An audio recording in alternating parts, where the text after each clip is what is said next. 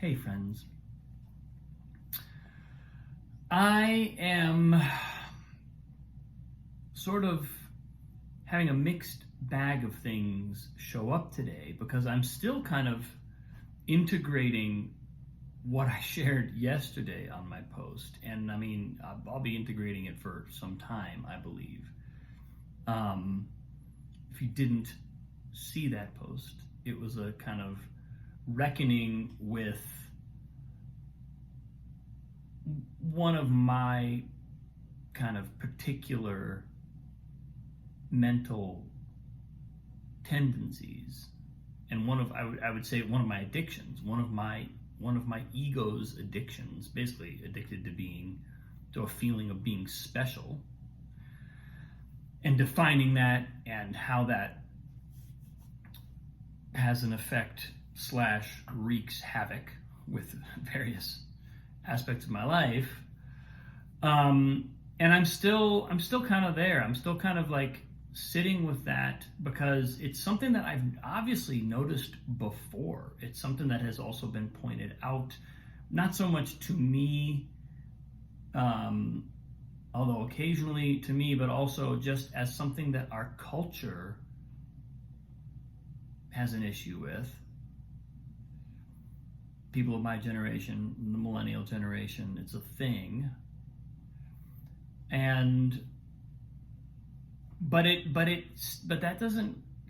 that knowledge and that awareness, it's like there's almost always a deeper level to it. There's almost always another level on which I still want to feel special. It's like there's this kind of, I'll work through one level of ego fixation, but then I just kind of have graduated to another level, but it's the same syndrome in a way, and tracking that and just really kind of not letting the persistence of that get me down. That's important because A, there is progress happening, and B, this is like big life stuff, and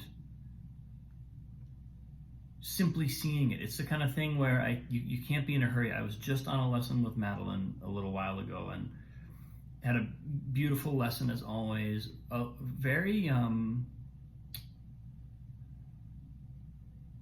of serene lesson today. And in the sense of what she was emphasizing with me was the musicality of simple phrases. I played a little Mozart for her. She had me singing the phrases. And it really brought me to this place of simplicity with the music, recognizing the what the phrase is actually saying. There was something that became apparent to me, which is actually related to this wanting to be special thing, which is that I still, even after all this time, even after all this time with Madeline, having had a lifetime of amazing teachers, there's part of me that still comes to music, particularly classical music, and perceives it as a technical assignment. It's like I see the music and I immediately feel like I've got homework to do to get this right. Yeah?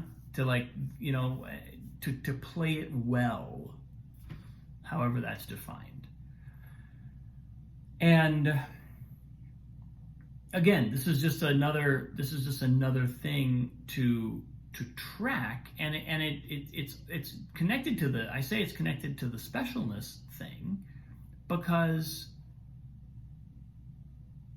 if it's a technical challenge and there's something to prove there, then it has utility in my agenda to be special. It has a function, which is I'm going to do this well and prove that I'm amazing. And that mindset literally prevents it prevents drinking in the music itself. It prevents me from seeing those phrases as a song, and there's all this musical information in there. It's incredible how dense musical notation is, just the meaning of the notation, and how sort of deeply expressive a simple phrase of music can be if we really are inside of it.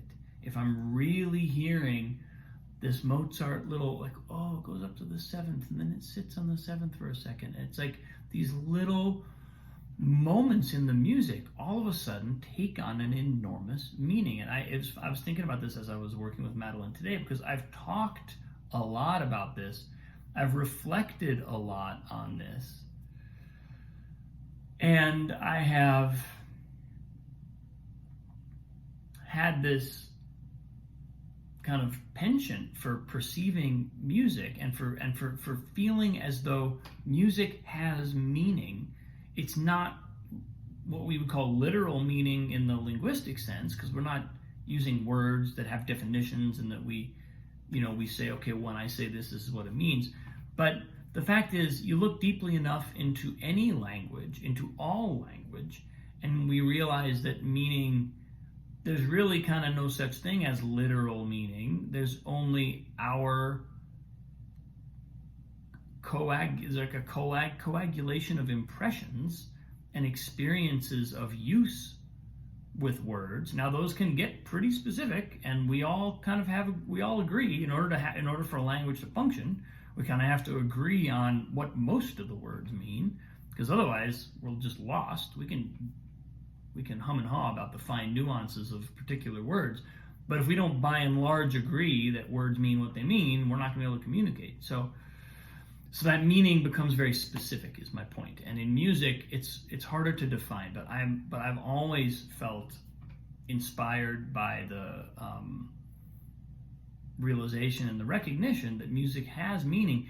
But what I'm noticing is I don't always pay attention to that meaning. A lot of times I'm treating it like a homework assignment, or a technical, like a workout that I'm supposed to perform, or something that has training value and developmental value. I'm skill building, which is true, but I'm missing the musical heart. And that's kind of not the point, right? That's not why we go into music. It almost tells me, in a way, it signals to me, oh, this agenda of like specialness, this agenda of what music means about me, what my musicianship means about me, has actually kind of contorted my perception of music and my approach to music, because it puts me in a place where I'm focusing on things that are not the music. And so again, I'm painting this in kind of dire terms in this post, and I'm trying to really receive this information, so I'm not sugarcoating it for myself.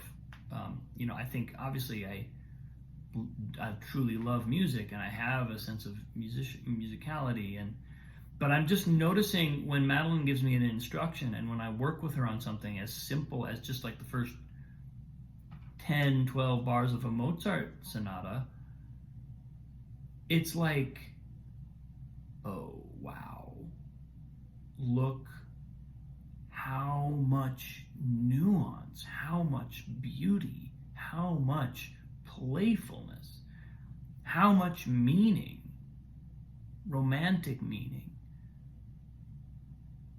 joyful meaning is in this that I'm not paying attention to, because I'm thinking about how good my technique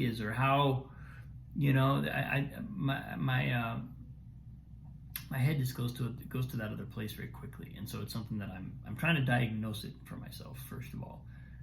Understand that this is what's happening and get some consistent clarity so that I notice this as I'm doing it, and then find ways of letting go, because I start to sing a phrase of music, and all of a sudden now there's nothing to prove. There's no, now me singing the first couple of bars of a Mozart sonata and letting my heart feel the flow of the music, what's there to prove? How does that, there's no technical challenge there. There's no hurdle to be cleared. I'm not singing it. I'm not practicing it for performance. I'm feeling the music in my body. And so, that's an example of an approach that gets me out of that other space and into a more musically connected space. And so there's that side of this work as well, which is like, okay, well, now that you kind of get the issue, what can you specifically do? How can you really just live in that music? Because I spent a little time. I finished my lesson, and it was like I couldn't leave the piano. I just wanted to sit there and keep playing, because it was like, oh, I hear the song. I want to keep playing the song. What about this part of the song? Oh, I hear the song. It's like I start to hear the music, and there's this joy in that. And I keep working, I keep practicing, but I'm not working in the same way, and it's not the same kind of work. And it's not, I also noticed I sat for a very long time with very little tension in my body. It wasn't because I'm one of the first things she had me do was sit with a really, she's had me do this before, sit like a king, have my posture really erect, really stable, really rooted. And then she said, your body will feel the music. It's a receptive pose. It's not a pose of projecting power. It's a pose of integrity and stability and rootedness and centeredness. So now, as soon as I play one note, ding, I hear, my whole body feels that. And that was exactly the effect that I experienced. It was like little phrases, little couple notes here and there. All of a sudden, it's like they're pinging in my system. They're awakening an emotion or a feeling within me. And so yeah, it's just very exciting to be doing this work, and I'm super grateful. And you'll probably have to hear me rant about my specialness, my specialness fixation for a few more days, because I'm not sure I'm quite through it yet. But I'll keep you posted. Thank you. Appreciate you. Much love. Have a wonderful day. I'll see you tomorrow.